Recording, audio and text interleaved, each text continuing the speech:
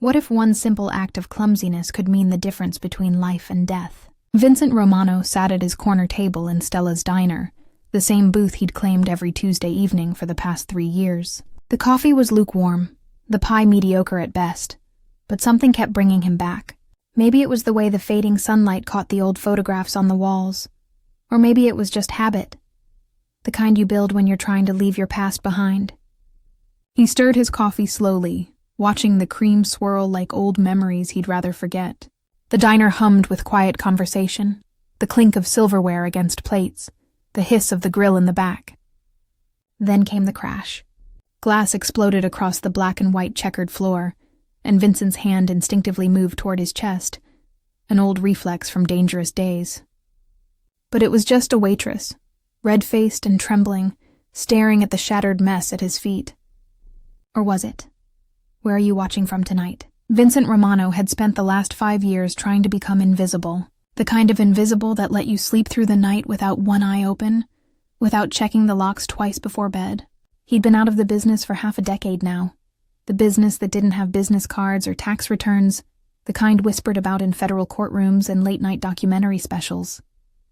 He'd walked away with nothing but his life and the clothes on his back, testimony given, witness protection declined. Some men couldn't live in hiding. Vincent was one of them. Stella's diner had become his refuge, a place where nobody asked questions, and the owner, a sturdy woman named Margaret, treated everyone like family whether they deserved it or not. Vincent came for the Tuesday meatloaf special, stayed for the silence, and left a generous tip that kept Margaret from prying into why a man his age ate alone every week with his back to the wall. The waitress scrambling to clean up the broken glass was new. He'd noticed her 2 weeks ago. Claire, her name tag read. Probably in her early 60s, with kind eyes that had seen their share of worry. She worked with the practiced efficiency of someone who'd spent a lifetime serving others, but tonight her hands shook as she swept up the shattered glass and ruined dinner plates. "I'm so sorry, sir," she said, her voice barely above a whisper. "I don't know what happened. My hands just—" "It's fine," Vincent said, though his pulse hadn't quite settled. Old instincts died hard. Accidents happen. But as she knelt to gather the larger pieces, Vincent noticed something odd. Among the fragments of glass and the splattered marinara sauce, there was a napkin, not the cheap paper kind the diner usually provided, but cloth folded deliberately, and on it, in shaky handwriting that looked like it had been written in desperate haste, were 4 words. "They're coming tonight. Run." Vincent's blood went cold. His eyes snapped to Claire's face, and in that moment, he saw something that made his chest tighten. She wasn't clumsy. She was terrified. Her eyes met his for just a fraction of a second, a silent plea. And then she looked away, continuing to clean as if nothing had happened. He palmed the napkin quickly, decades of instinct taking over, and pushed back from the table. "Actually, I should get going," he said, keeping his voice steady. "Long day." Margaret appeared from behind the counter, concern creasing her broad face. "Vince, honey, you haven't even touched your pie." "Claire, what happened?" "Just my clumsy hands, Margaret." "I'm so sorry. Don't you worry about it, dear. These things happen." Margaret patted Claire's shoulder and turned to Vincent.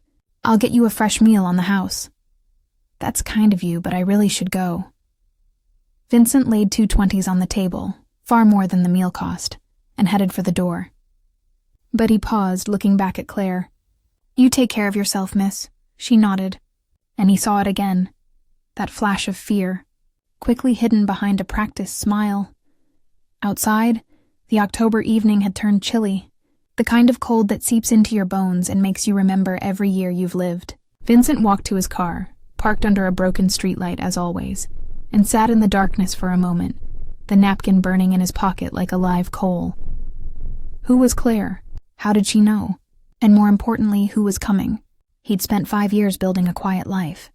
A small apartment, a part-time job consulting for a security firm, Wednesday morning coffee with a few neighbors who thought he was a retired accountant. No ties to the old world, no contact with anyone from before. He'd been careful, meticulous, but maybe not careful enough.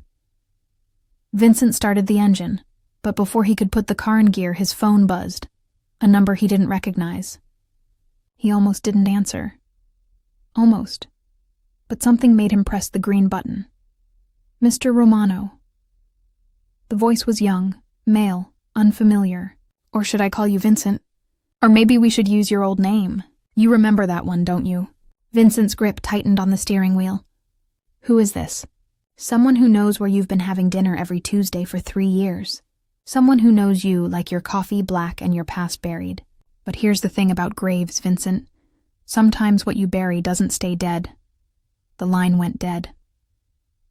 Vincent sat in the darkness, the napkin still in his pocket, and realized that his careful, invisible life had just shattered as completely as that tray of dishes. Someone knew who he was. Someone was coming. And somehow, a waitress named Claire had risked everything to warn him. Vincent didn't go home. Instead, he drove to a 24-hour coffee shop on the other side of town, the kind of place where the fluorescent lights hummed too loud and nobody cared who you were. He ordered black coffee he didn't drink and spread the napkin on the table, studying the handwriting like it held the secrets of the universe. The letters were shaky but deliberate. This wasn't a joke or a mistake. Claire had risked her job, maybe her safety, to get this message to him. But why?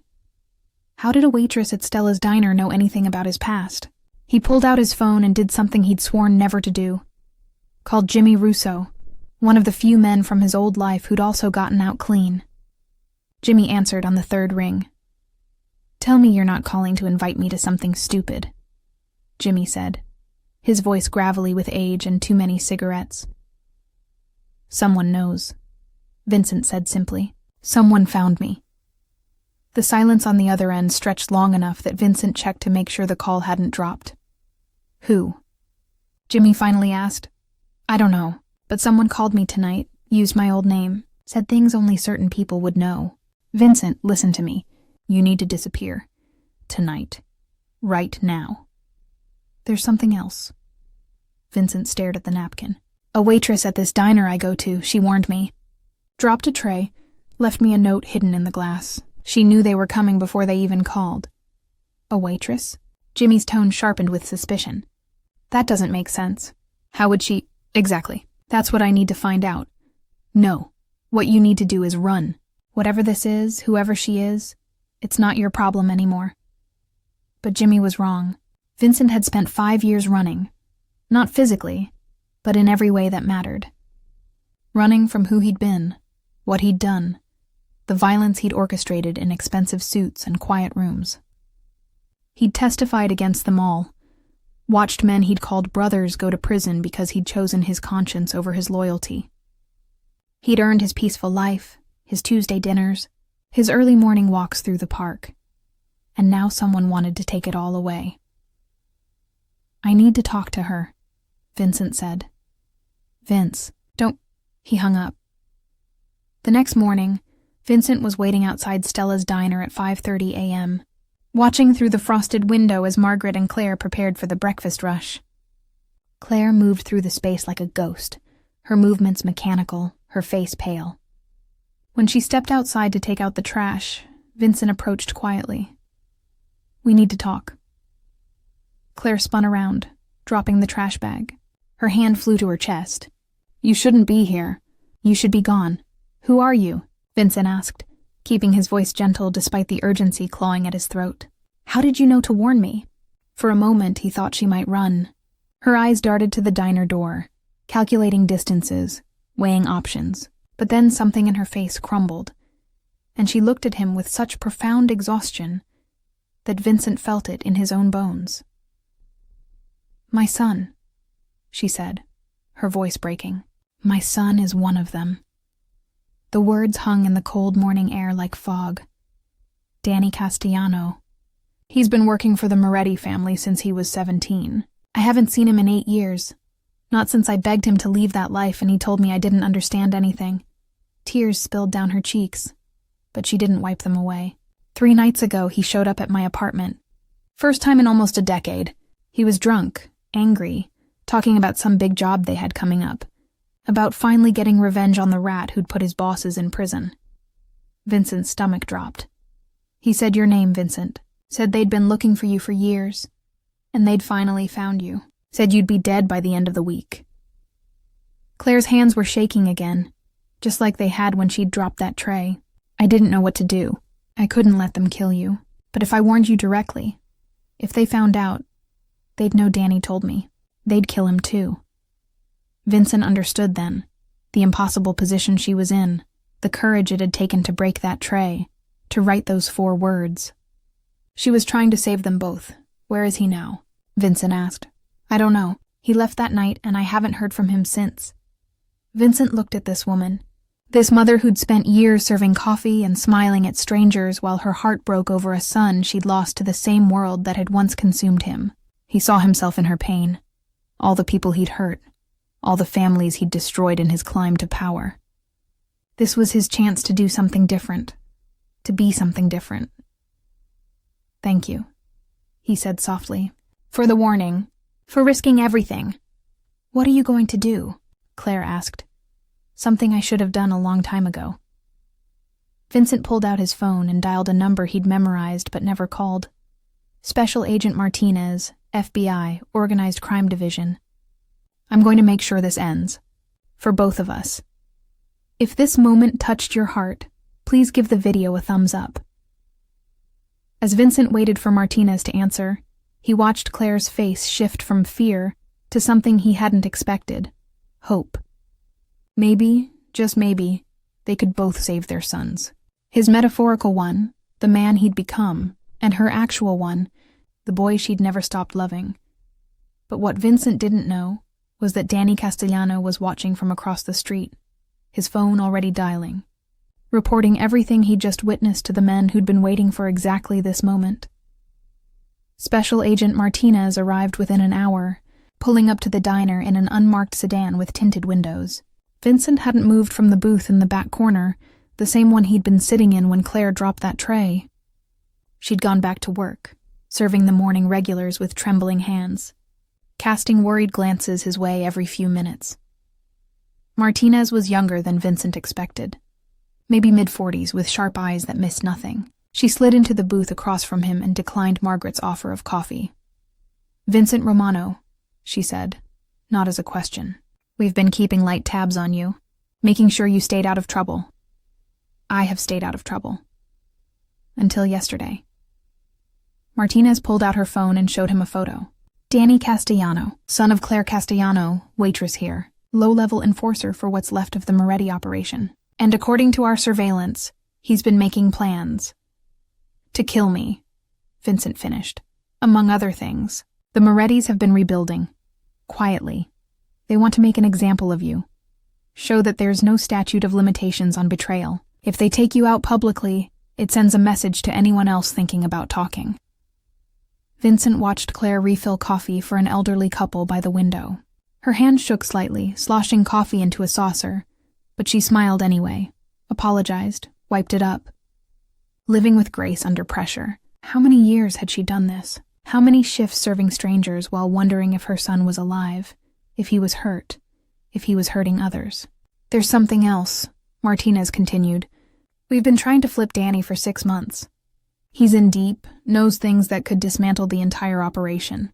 But he won't talk. Won't even consider it. Because of his mother, Vincent said quietly. If he cooperates, they'll assume she influenced him. They'll kill her, Martinez nodded. It's a deadlock. We can't protect her without revealing we're working with him. And he won't work with us knowing she's vulnerable. So what do? Officially, we put you in protective custody, move you tonight, give you a new identity, a new life. Again. Vincent looked at Martinez's face and saw what she wasn't saying. And Claire? We can offer her protection too. But Vincent, realistically, we can't guard everyone forever. Eventually people slip through the cracks. There it was. The truth he'd been running from. You couldn't hide from the past by running. You couldn't protect people by disappearing. Sometimes the only way out was through. I want to talk to him, Vincent said. To Danny. That's insane. Maybe. But I testified against the men who corrupted him, who pulled him into that life when he was barely old enough to vote. I helped destroy the organization that owns him. If anyone can reach him, maybe it's me. Martinez studied him for a long moment. Why? You could walk away right now. Start over somewhere new. Why risk your life for a kid you don't even know? Vincent glanced at Claire again. She was clearing a table, stacking dishes with practiced efficiency, her face composed despite everything crumbling around her. He thought about all the mothers of all the young men he'd recruited over the years. The ones who'd begged, who'd cried, who'd threatened. He'd ignored them all, too caught up in building his empire to see the wreckage he was leaving behind.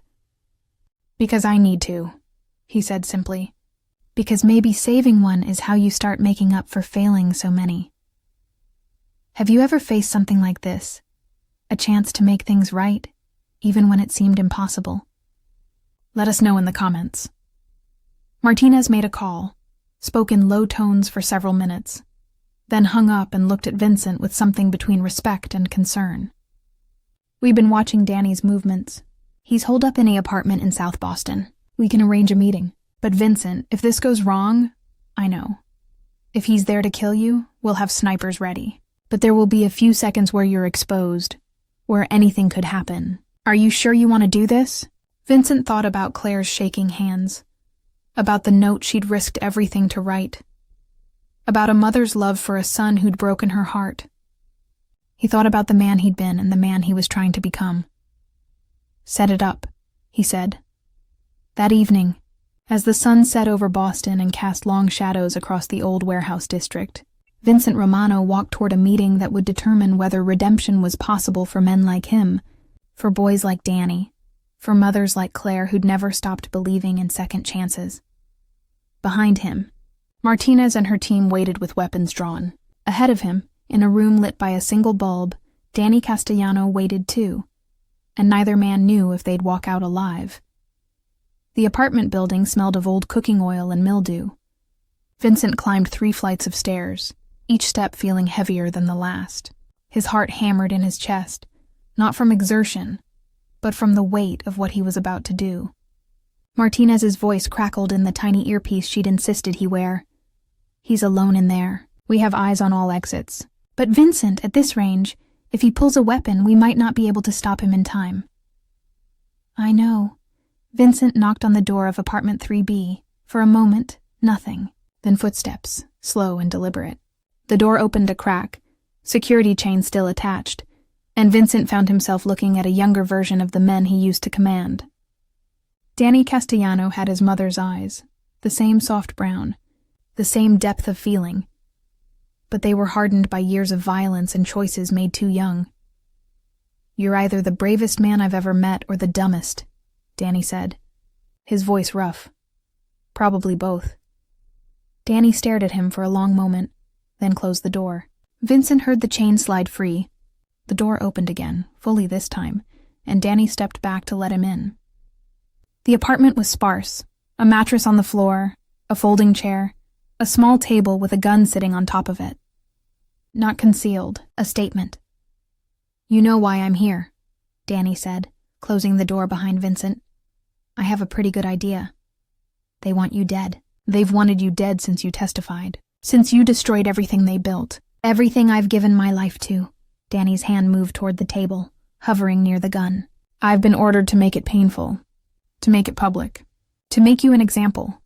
Vincent didn't move, didn't flinch, and yet you're standing here talking to me instead of pulling that trigger. Why? Because my mother warned you. Danny's voice cracked slightly. I saw her. This morning. Outside the diner. I watched her tell you everything. I watched her choose you over me. No, Vincent said quietly. She chose both of us. She tried to save us both.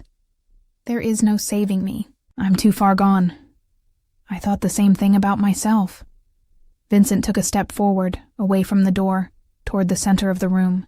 I spent 20 years building an empire on broken families and shattered lives. I recruited boys your age, convinced them that loyalty to the organization was more important than anything else, than their mothers, their futures, their souls. I did that, Danny. And when I finally found the courage to walk away, to testify, I told myself it was enough, that I'd made amends. But you didn't. No. Because I ran.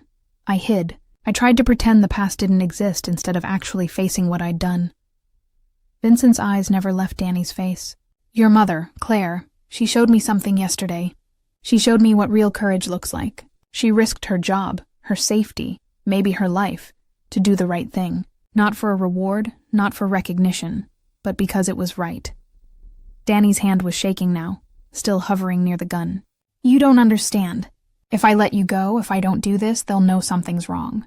They'll figure out that my mother told me, that I told her. They'll kill her just to send a message. Or, Vincent said, you help me destroy them. Completely. You testify. You work with the FBI. You tell them everything you know, and together we take apart what's left of the Moretti organization so thoroughly that there's no one left to threaten you or your mother ever again. You're asking me to betray. I'm asking you to save your mother's life. And your own.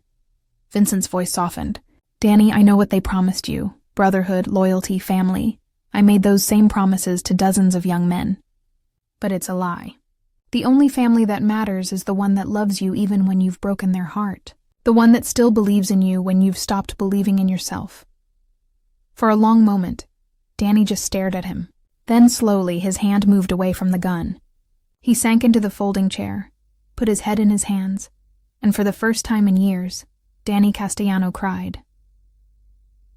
I don't know how to be anything else, he said between sobs. I've been this person for so long. Vincent knelt beside him, this young man his old life had helped destroy. Neither did I, but your mother still sets a table for you at Thanksgiving. She still keeps your old room exactly how you left it. She told me that this morning, because she's been waiting for 8 years for you to come home. If you've been enjoying this story, subscribe to our channel for more heartwarming tales. Outside, Agent Martinez listened to every word. She made a signal to her team. They lowered their weapons. Inside that bare apartment, Vincent Romano and Danny Castellano began the long process of becoming better men. But first, they had to finish what they'd started, and that meant one final confrontation with the men who'd rather see them both dead than free. The operation took 3 weeks to plan, and exactly 4 hours to execute. Danny's cooperation gave the FBI everything they needed: names, locations, financial records, details of crimes going back years. When the raids happened simultaneously across 3 states, they arrested 47 people, including every remaining member of the Moretti family's leadership. It was the largest organized crime takedown in Massachusetts in 2 decades. Vincent watched the news coverage from Claire's living room. She'd insisted he stay with her during the operation, wouldn't hear of him being alone. Now they sat together on her worn couch, drinking tea from mismatched mugs, watching the footage of men in handcuffs being led from expensive houses and social clubs. He did it, Claire whispered, tears streaming down her face. He really did it. He did, Vincent agreed. Because he had something worth fighting for. Because he had you. The front door opened and Danny walked in. He'd been in FBI custody for the past week, giving depositions, making statements, going through the formal process of turning state's witness. But now he was home. Really home. For the first time in 8 years, Claire stood slowly, as if afraid sudden movement might make him disappear. Danny stood in the doorway, looking at the woman who'd never stopped being his mother, who'd never stopped setting that place at the table, who'd risked everything to save his life. Mom, he said, and his voice was that of a little boy again. She crossed the room and wrapped him in her arms, and Vincent watched this moment of pure grace, a mother's love that had survived betrayal, absence, heartbreak, and fear.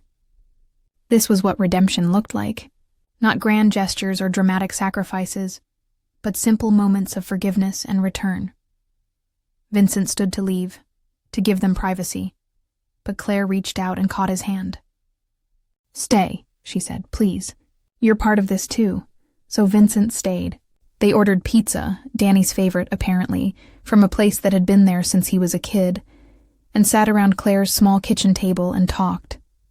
Not about the past week or the trials that would come or the witness protection that had been offered. They talked about small things. Danny's love of baseball as a kid. Claire's first job as a waitress when she was 16. Vincent's daughter, estranged for years because of the choices he'd made, who'd called yesterday after seeing his name in the news coverage.